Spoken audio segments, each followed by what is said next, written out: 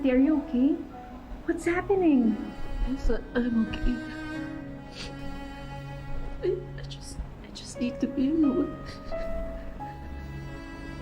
Are you sure? I'm just gonna wait for you outside, okay?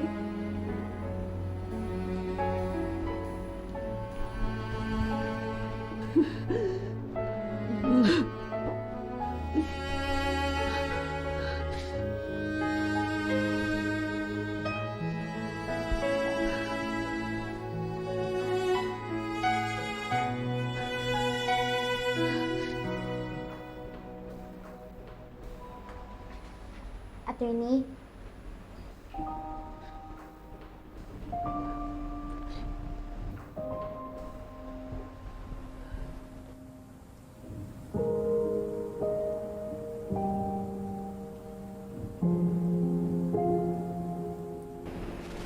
Huwag kang magmalaki, Lilet. Malakas pa rin ang statement ng mga witnesses para matalo kayo. Mapapatunayan ko pa rin na pinlano ni Cecilia ang pagpatay sa biktima.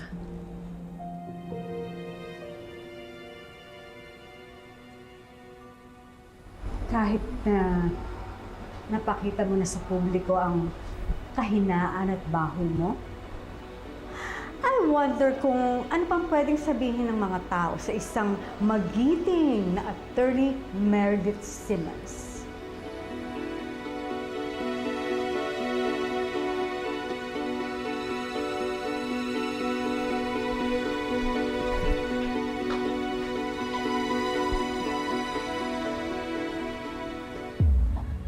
Don't worry, Lilet.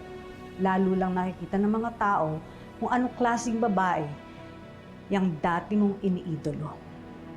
Now, better get ready. When you go out, pagkakaguluhan ka na naman ng press. But this time, we will keep them hungry for you. Let's go.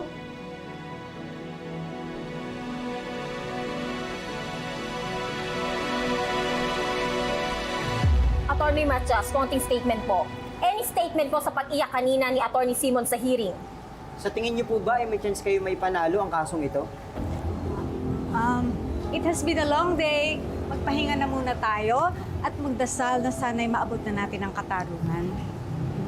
Okay na yun. Thank you very much. Thank you. Thank you po. Sas. Attorney, thank you po. Attorney. Sige po, thank you.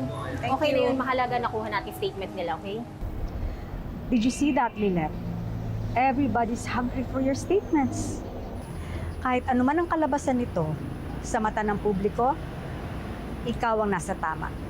Kayo.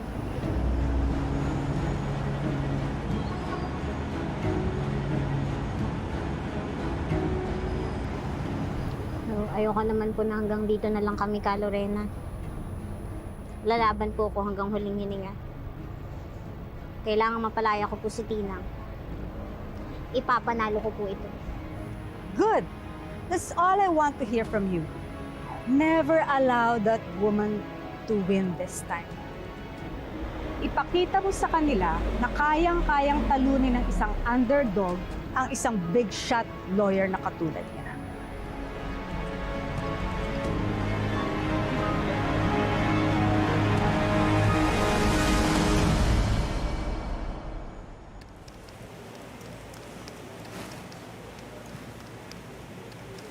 Di ba sumasakit ang ulo mo dyan?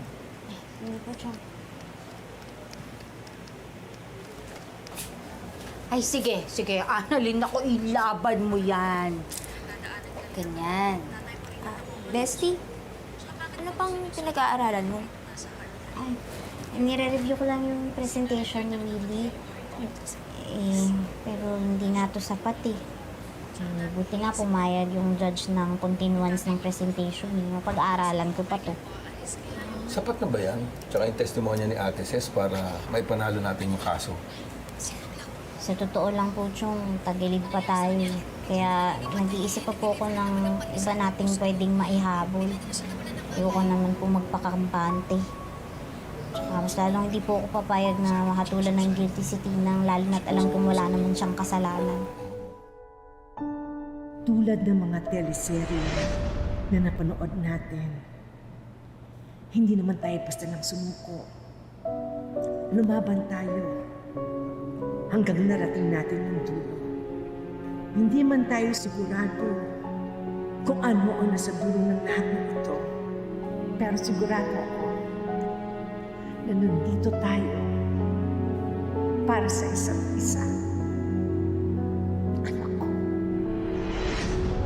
Ay, naku, Annalyn. Tama yan. Tama! Oh, sira ang ulo talaga to si Moira eh.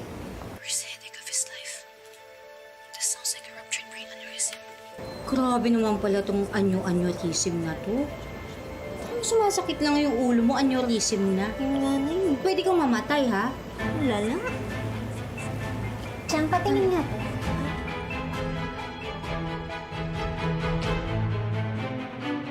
Doc, it looks like a subarachnoid hemorrhage. Hunt and Hess 4, Fisher grade 4. Secondary to ruptured right MCA aneurysm po. Aneurysm?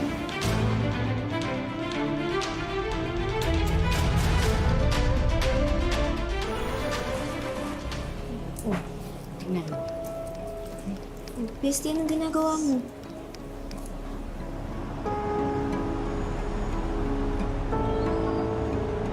Subarachnoid hemorrhage. Maaari niyo po bang isalaysay sa korte ito kung ano ang naging diagnosis ng pasyente nang itinakbo siya sa Apex Hospital? The patient was diagnosed with subarachnoid hemorrhage. Simula po nung nagkaalitan si Ces at ang anak ko dahil sa bahay at lupa, magigising po ako sa gabi at aabutan ko ang anak ko na tuliro. Palaging sumasakit ang ulo niya eh. Hindi siya makatulog, hindi siya mapakali. Bestie, samahan mo ako sa City Hall. Ah, bakit?